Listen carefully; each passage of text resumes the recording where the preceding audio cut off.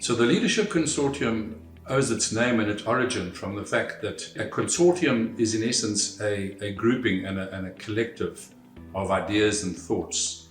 And it's embedded in the fact that leadership per se is not normally in the hands of one person. It should be a collective, it should involve different perspectives, it should involve a broad spectrum of what is possible from the leadership perspective.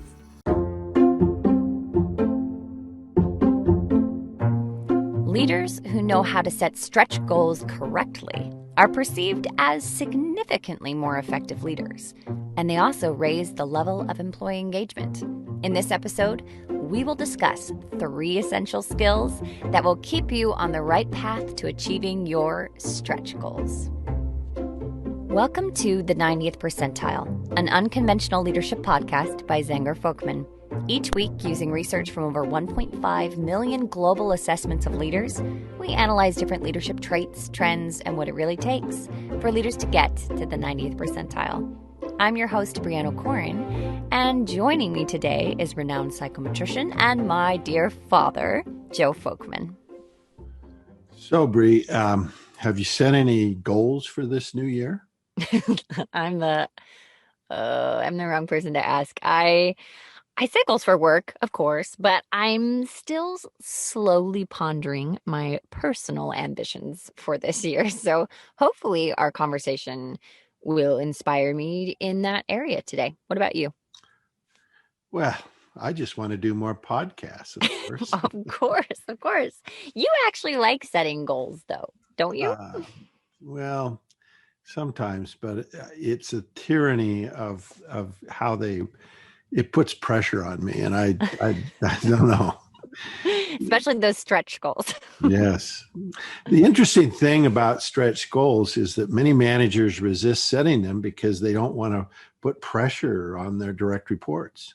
The reality is that all of our data we've collected tells us that when people achieve stretch goals, their confidence in themselves increases, their engagement goes sky high, and their belief that they can make a difference improves. I believe it.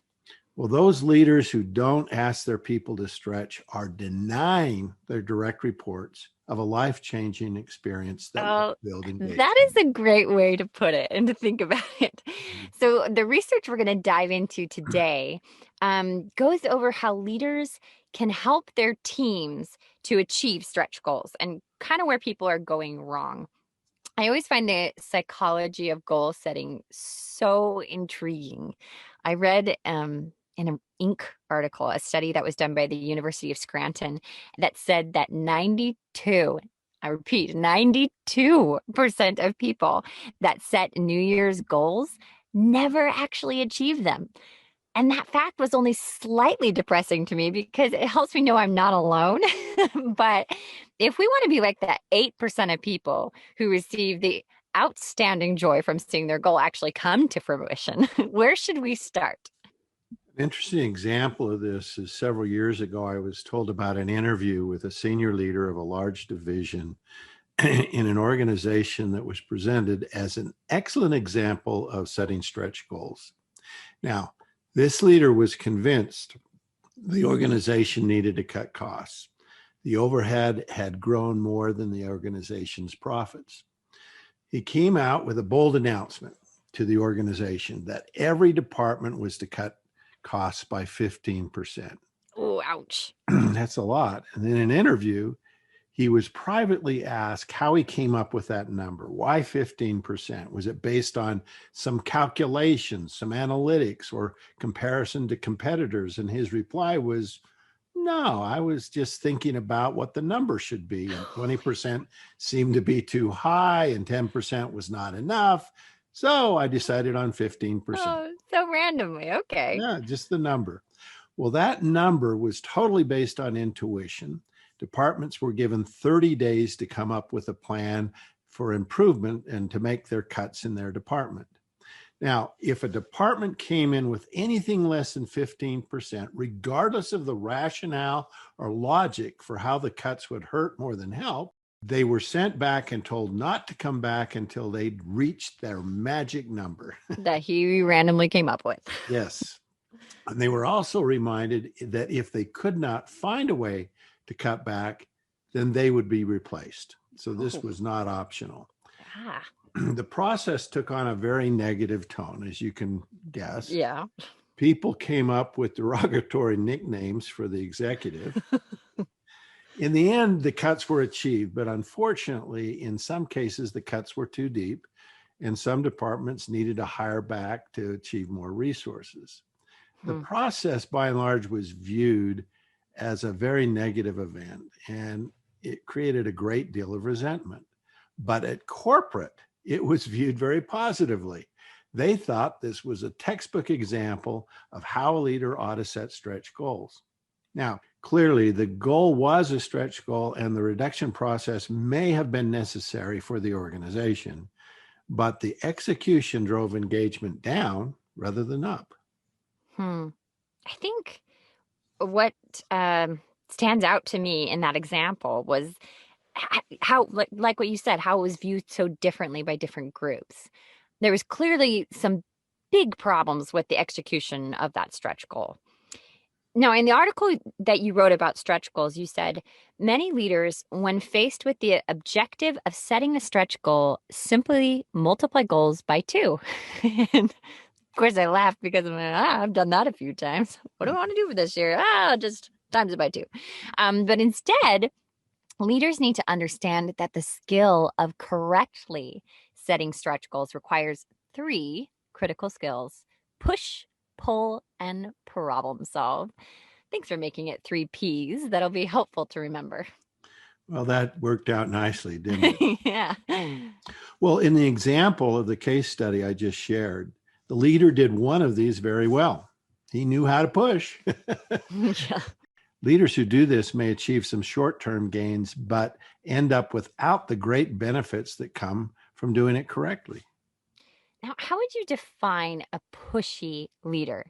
Could it possibly something like a father who comes into your room at 6:30 a.m. and puts ice down your back to lovingly encourage you to get up for school and make the bus on time? That was just I may be speaking from personal experience. it was totally motivational trick I was trying. But for a leader to be effective at setting stretch goals, there needs to be some push. Well, You can't the ice do worked. without it. It worked. It worked. Well, asking a team to achieve a goal that is achievable, where everybody is comfortable, that will not be a stretch goal. It will not have the positive impact on your leadership effectiveness and the engagement of employees. Achieving something that is very difficult creates this positive engagement because people have done something extraordinary. People want to accomplish something that feels impossible. And when they do that, they feel they're special. Leaders push by setting a high goal, establishing a deadline, and holding individuals accountable for achieving their specific piece of the goal. Exactly. Pushy people have a place in this world, but there's also room for those motivational speakers. The next P you discuss is pull. Pull, you defined it as inspiration, energy, and excitement. Without pull, the employees, they just feel like slaves working hard to avoid punishment and having no vision of where they're going and why they're going there. The pull aspect is very important. And to be honest, it's more difficult than push. Most leaders know how to push. We learned that in an early age. Our parents taught us. Yes, they do. By putting ice down their back. Yes. Leaders who know how to pull share a clear vision and communicate that vision to others. Leaders that pull are quick to recognize people and their contributions. They are role models. They lead from the front. They get cooperation from others across the organization and provide coaching and development. You talked a lot about how pushing comes more naturally to us in life. In a study of 110,000 leaders, you found that 76% were rated higher on their ability to push. Only 22% were better at pulling. So yes, at 6 a.m., it is way easier to threaten to ground your teenager if they don't wake up and make it to school on time than helping them to recognize their life potential. Pulling requires a different skill set. So, which skills can help leaders to learn how to pull? Well, one thing that really helps is making a positive emotional connection. And that means having a positive relationship with another person. I work a lot harder for people that I like. I think that that's true for most people. Hmm. When when we were working in the offices, I would come into work, I would go in my office and often not talk to anyone all day except for phone calls. Ken Blanchard talked about something he called MBWA. That basically means management by walking around, just walking Hmm. around, saying hi to people, checking in, asking people how they're doing, asking if you can help. That's MBWA. That's positive relationships. Another thing you can do is to create a positive team environment. We know that can be very inspiring. Most of us have been in a team that was very motivated, and it's natural to want to keep up with the pace of others. Some of us have also been in the team from hell, and everybody knows how that negative environment kills inspiration. Yes. And if you want to hear more about teams, you can go back to our episode on Kessler, our dog. I think it's called The Power of Teams. It was a good one. Anyway, continue. Well, also, it also inspires me when I see someone take initiative. Recently, one of my sons was out of work, but because his mother's health was not good, he did not want to get infected with the coronavirus in a crowded workplace.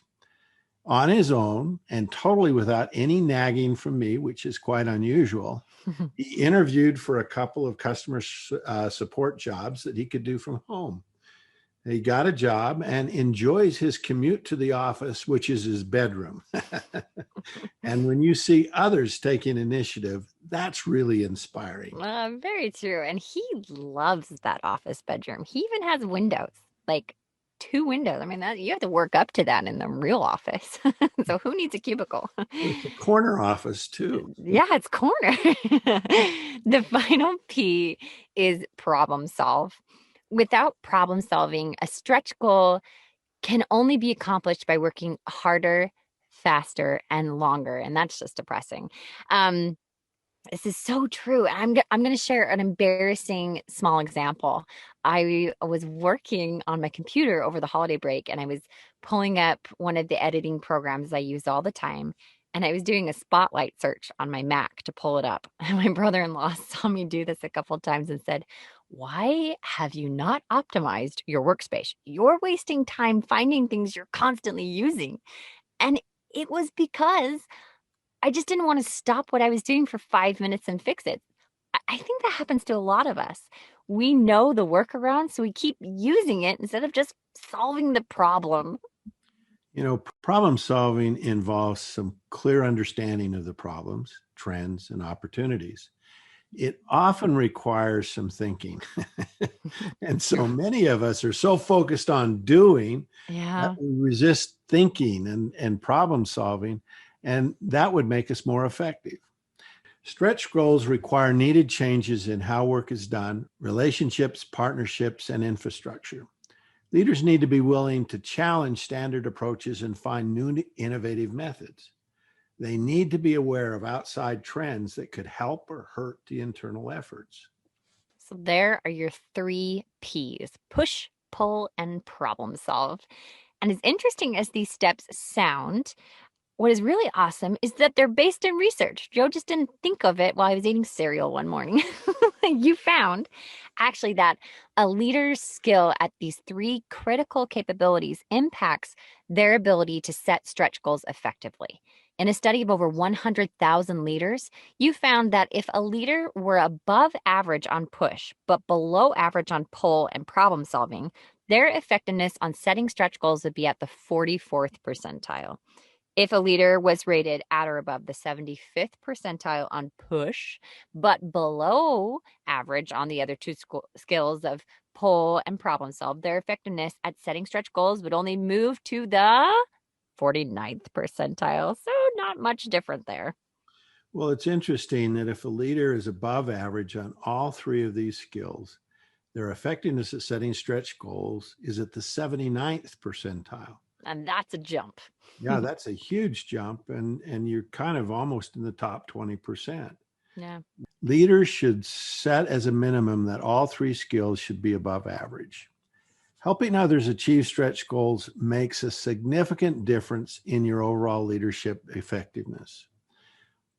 When I gathered data on the direct reports of over 76,000 leaders who were in the 90th percentile of effectiveness on setting stretch goals, they had employee engagement scores in the 80th percentile, and their overall effectiveness ratings were at the 92nd percentile. So just that one thing. That one thing, that Wow. one thing. And it's an unusual thing too. A lot of people resist this, but our encouragement today is to set a stretch goal and achieve it. Help others achieve their stretch goals as well. Remember the 3 Ps: push yourself, pull yourself, and solve the problems that get in your way.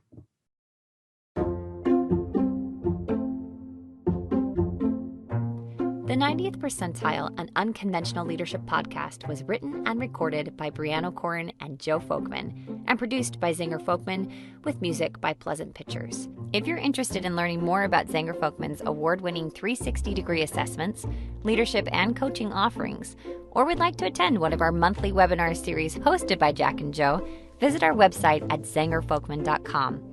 If you like our podcast, please subscribe on Apple Podcasts, Spotify, or Stitcher, and leave us a review. That's how other people can find out about our podcast too.